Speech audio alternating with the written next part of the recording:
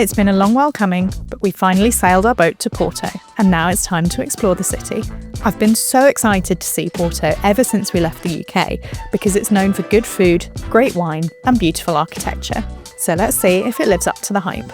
In last week's video, we met Jack and Ben from the good ship Brimble, and they're coming with us to explore the city and see if we can find some of Porto's most iconic dishes. We also all encourage each other to start drinking wine well before lunch, so I hope you enjoy this slightly chaotic tour of Porto. Hi, we're Laura and Stu. A year ago, we swapped our lives on land for an adventure at sea aboard our 36-foot sailboat Delfino. So far, we've explored the coasts of Scotland, England, France, and Spain, and now we've just arrived in Portugal.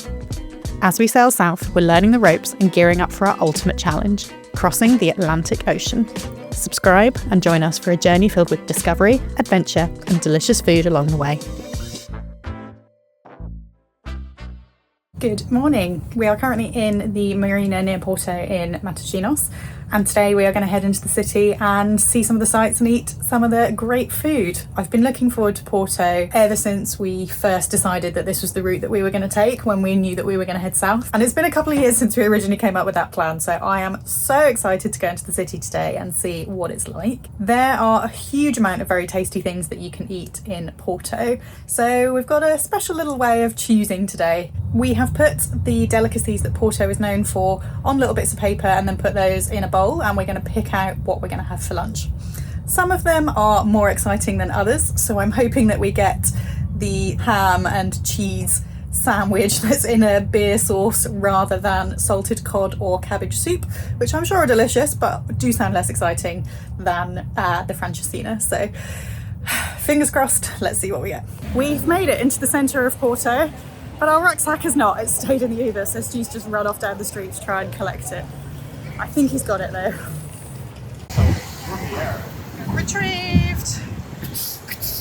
You think we'd never travelled anywhere before, Stu? Our first stop was for a coffee and a pastel de nata.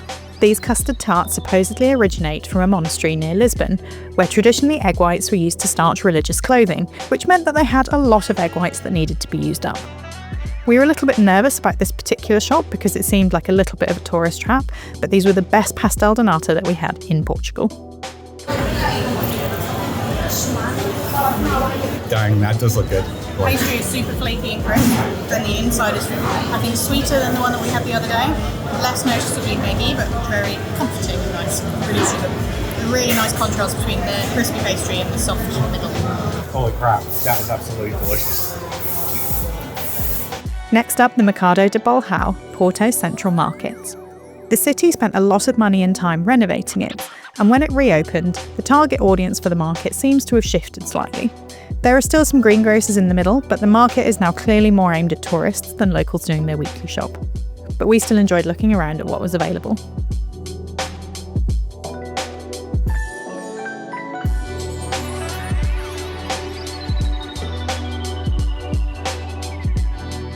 Although it wasn't midday yet, many people at the market seemed to be enjoying wine and cheese, and it didn't take much persuading for us to join in.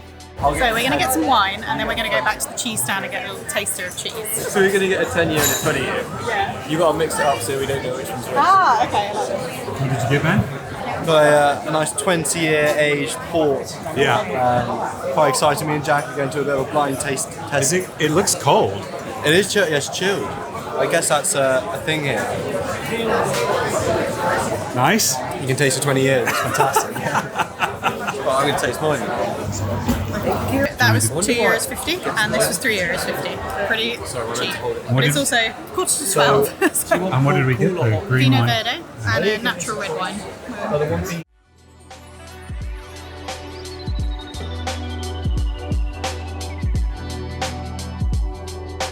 So at this point we did draw the bits of paper out of the hat, but sadly my cameraman had already been on the wine, so this is the only footage that we got. You have to take my word for it that we pulled out a cachorrinho, a sausage sandwich, a roast pork sandwich, and bacalhau, or salted cod. We've pulled our dishes, and now we're going to go to Tascas, which is a traditional restaurant where it should be family run. Let's try and get everything that we pulled out of the hat. We've come to Casa Guedes, Probably not pronouncing that, it's probably like Gledeth. Probably. Cool tiles. There are 4 of these in Porto, and apparently this one is the oldest and still the best. And these sorts of pubs are kind of traditional. You think of them as traditional tapas bars in Spain, but they mostly sell beer with little sharing plates. So we're going to go in and check it out. Despite living on a boat, I'm really not a seafood fan, but happily for everyone else, Casa Guedes was selling bacalhau croquettes. Portugal eats the most amount of fish per person in Europe, and bacalhau in particular is a really iconic part of Portuguese food. Every supermarket that we visited in Portugal had a salted cod section next to the fishmongers, and the salting and drying process supposedly makes the fish tastier, but I wasn't entirely convinced. It smells like that fish stand. I'm definitely this fish. I think it's going to be tasty. I'm excited. I think it's going to be really good. Yeah, go on. I'm not scared. It looks quite good. Good? That's really good. That's delicious. That's really good. It's almost pate. Oh, don't say that. I don't like pate either. Not my favourite, no. Well, you're not very seafoody, are you? It's definitely like slightly fermented, maybe. The fact that it's salted and dried gives it feels like it's intensified the flavour. Aside from fish, pork is the main meat eaten in Porto, and thankfully for me, our next 2 dishes were pork-based. While we hadn't pulled out the francesinha from the hat, which is probably Porto's most famous sandwich, we had pulled out a cacciarino, or a hot dog, and a roast pork sandwich. So what is this one? It's like a hot dog, you're saying? Cacciarino, which is, I suppose, so 2 different types of sausage and cheese in a hot dog bun that's been grilled. Oh, yeah. And this is meant to be a Porto speciality. Wow, that is good. Good choice, Ben. Good.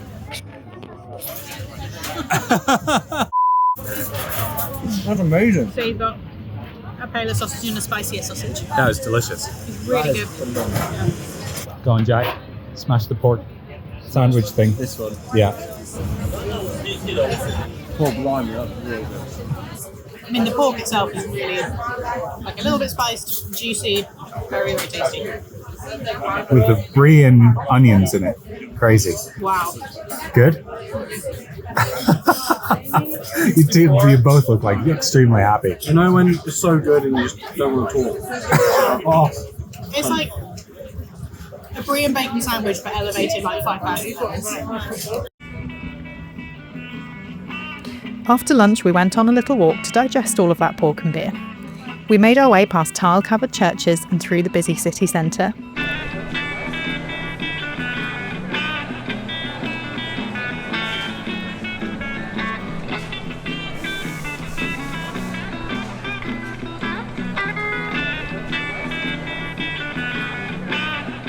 Eventually, we reached the Douro River and the Dom Louis I Bridge. The bridge was the longest of its type in the world when it was built in 1886 and was designed to be tall enough to allow ships to pass underneath while still having 2 decks to let more traffic cross. It was important that ships could pass underneath the bridge to let the supply of port wine from the Douro Valley reach Porto to be matured in the cellars in Villanova de Gaia before being shipped on to final destinations. But more on that in a minute. You couldn't come to Porto without trying some port. We are now in Villanova de Gaia and we are heading for a port tasting. yeah, we had a great afternoon. I mean, we've just been walking around and seeing the sights and drinking beer, to be honest, drinking a bit of wine. Yeah. Porto's been awesome, right? Yeah, it's been so good. We toured Ferreira, the only port wine company that's always been owned by a Portuguese family. Gotta hydrate before we drink more port. Why is it the breweries all over the world to give off this sense of it being a spa? But yeah, what they're making is alcohol for a party. But it's so calm in here. Donna Antonia is the best-known member of the Ferreira family. She took over the business after the death of her husband and developed it into an extremely successful business, producing a high-quality product while respecting the land and her workers. The tour started with some history about her and the family, before showing us around the cellars and talking about how the port is produced. And then we got to everyone's favourite part, the tasting. That's why the red. Are they real? Don't worry, it doesn't mean that. The first glass of wine that we'll be tasting today is going to be this Donato. Oh, it's delicious. It's sweet, actually, sweeter than I was expecting. This is going to be a more intense, full-bodied wine with flavors, aromas that they will remind us to red fruits, okay? Well, that was a very nice way to spend an hour.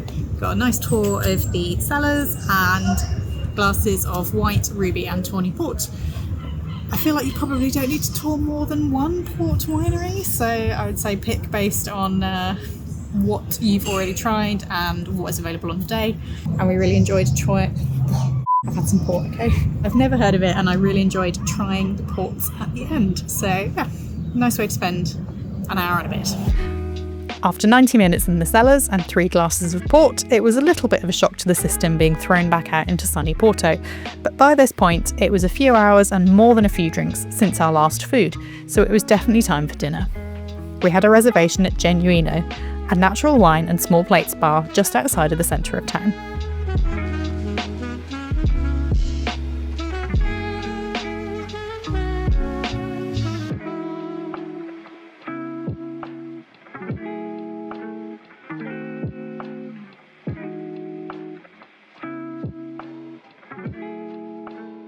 Hello.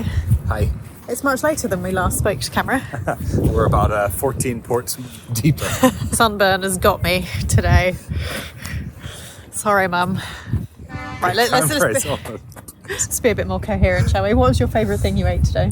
I think that the first Pastel de nata was honestly next level. I don't think we ate anything that was quite as good as that all day. Pork sandwich was there too. Pork sandwich too was amazing. I think the pork sandwich was my favourite thing today, but we went to Genuino for dinner and that was my favourite overall meal, I think. I think the whole day was great. It's great to hang out with the guys from Brimble. It was. Porto is an awesome city. Yeah. A lot of walking. It's very vertical, but really good food and friendly people. Right, time for a lie down.